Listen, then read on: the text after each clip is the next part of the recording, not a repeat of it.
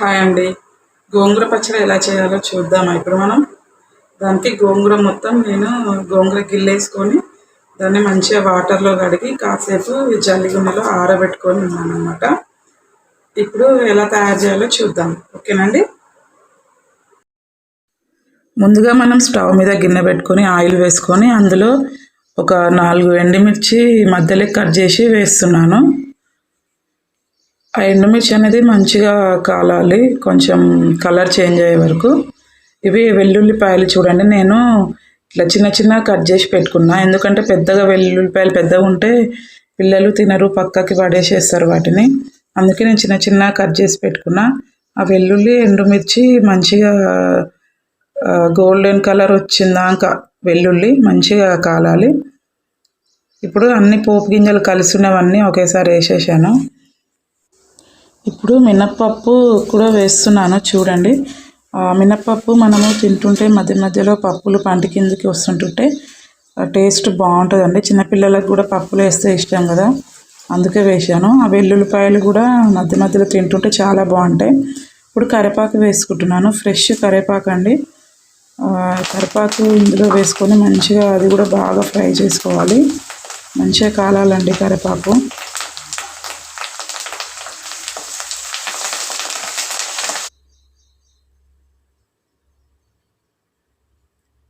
ఇప్పుడు వచ్చేసి ఇంగువ పొడి వేస్తున్నాను. పోపులోనే ఇంగువ పొడి వేసుకోవాలి, కొంచెం టేస్ట్ బాగుంటుందండి ఇంగువ పొడి వాడితే. పచ్చళ్ళల్లో కంపల్సరీ ఇంగువ పొడి వేసుకోవాలి, చాలా బాగుంటుంది. ఇది పచ్చికారం అండి. నేను ఇందులో మిరపకాయలు, పచ్చిమిరపకాయలు, ఇంకా ఎల్లిగడ్డ, ఒక ఎల్లిగడ్డ వేసాను. అండ్ ఉప్పు కూడా వేసానండి ఇందులో నేను. ఇవన్నీ కలిపి మిక్సీ పట్టుకొని పెట్టుకున్నాను. ఇప్పుడు ఈ పేస్ట్ మొత్తం ఇందులో వేసేయాలి, పచ్చిమిర్చి పేస్ట్.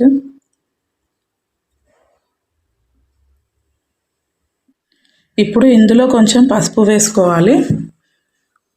వేసుకున్న తర్వాత కొద్దిసేపు దీన్ని బాగా ఫ్రై చేసుకోవాలి. ఎందుకంటే పచ్చిమిర్చి పేస్ట్ వేసాం కదా, పచ్చివాసన అనేది మొత్తం పోయేటట్టుగా మంచిగా ఫ్రై చేసుకోవాలండి ఈ నూనెలో. ఇట్లా చేసుకున్న తర్వాత ఈ పచ్చిమిర్చి పేస్ట్ ఉంది కదా మొత్తం ఫ్రై చేసి పెట్టుకున్నది, అది ఒక గిన్నెలో పెట్టుకోవాలండి. మనం ఒక గిన్నెలో పక్కకు తీసి పెట్టుకోవాలి.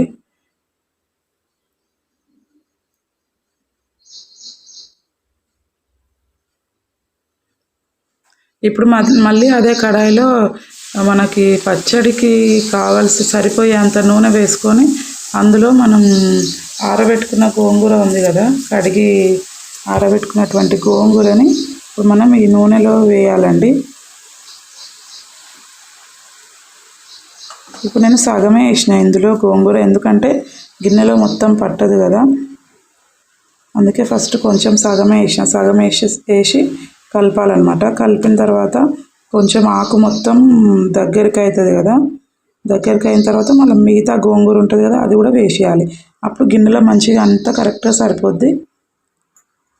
వేసేసుకొని మొత్తం కలుపుకోవాలండి.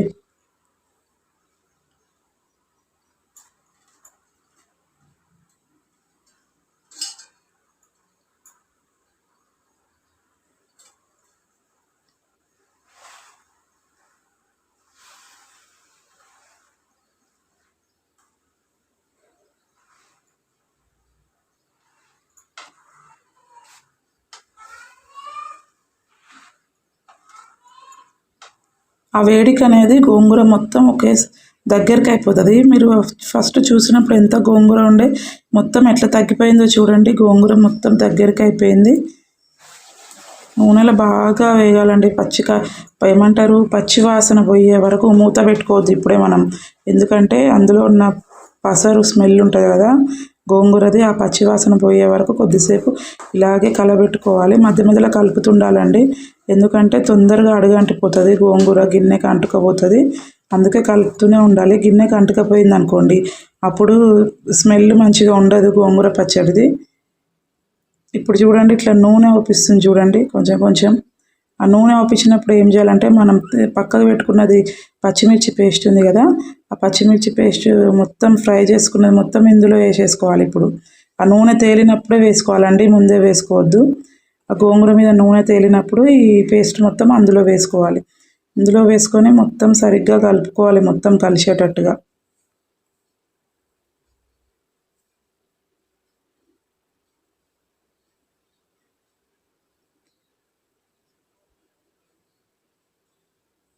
ఆ పచ్చిమిర్చి పేస్ట్ గోంగూర మొత్తం మంచిగా కలిసేటట్టు కలుపుకోవాలండి.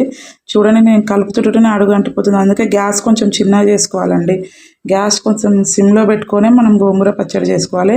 హైలో పెట్టుకుంటే మొత్తం కిందంతా మాడిపోతుంది. మనం ఫస్ట్ కొంచెం సాల్ట్ వేసుకున్నాం, మళ్ళీ ఇప్పుడు ఒక స్పూన్ సాల్ట్ వేసిన నేను. ఫస్ట్ ఎప్పుడంటే పచ్చిమిర్చి పేస్ట్ చేసినప్పుడు నేను అందులో వేసాను అనమాట సాల్ట్. మళ్ళీ ఇప్పుడు ఒక్క స్పూన్ వేసాను. మళ్ళీ తర్వాత మనకు సరిపోకుంటే మళ్ళీ తర్వాత అయినా వేసుకొని కలుపుకోవచ్చు. ఇప్పుడు బాగా కలపాలండి మంచిగా.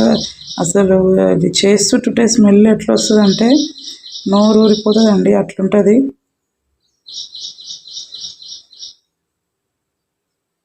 చూడండి కొద్దిసేపు అయిన తర్వాత చూస్తే మనకి నూనె, పచ్చిమిర్చి పేస్ట్లో ఉన్న నూనె, గోంగూరలో ఉన్న నూనె మొత్తం ఇట్లా పైకి వచ్చేస్తుందండి.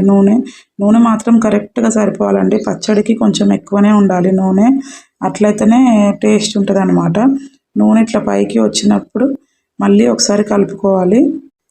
ఇప్పుడు చూడండి నూనె బాగా పైకి వచ్చేసింది కదా. ఇప్పుడు నేను చూపించింది ఏంటంటే జీలకర్ర మెంతుల పొడి అండి.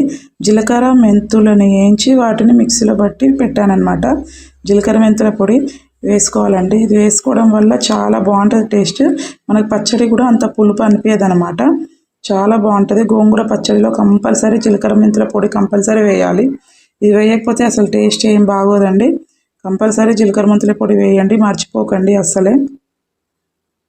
మొత్తం వేసుకున్నాక కలిపేసుకోవాలండి. చూడండి లైట్గా గిన్నె అడుగు అంటుతూనే ఉంది, అందుకే దగ్గరుండి చూసుకోవాలండి. అస్సలు పక్కకి వెళ్ళొద్దు గోంగూర పచ్చడి చేసేటప్పుడు. ఇప్పుడు మనం మూత పెట్టుకోవచ్చు, ఎందుకంటే ఆల్రెడీ గోంగూర బాగా ఉడికిపోయింది, దాంట్లో పచ్చివాసన ఉండదు. చూడండి ఇప్పుడు నూనె ఎట్లా తేలుతుందో. ఇప్పుడు మనకు ఆల్మోస్ట్ రెడీ అయిపోయినట్టేనండి ఇక గోంగూర పచ్చడి. చూడండి ఎంత బాగుందో అసలు. ఇంతేనండి, ఇంకా గోంగూర పచ్చడి ఇంతే. నేను చేసిన పచ్చడి మీకు నచ్చితే ఒక లైక్ ఇవ్వండి. గోంగూర పచ్చడి అయిపోయింది, చూశారు కదా. మీరు కూడా ఒకసారి ట్రై చేసి చూడండి, సేమ్ ఇలా చేశాను, చాలా టేస్టీగా ఉంటుందన్నమాట. ఓకే ఫ్రెండ్స్, నా ఛానల్ని సబ్స్క్రైబ్ చేసుకున్న వాళ్ళు సబ్స్క్రైబ్ చేసుకోండి.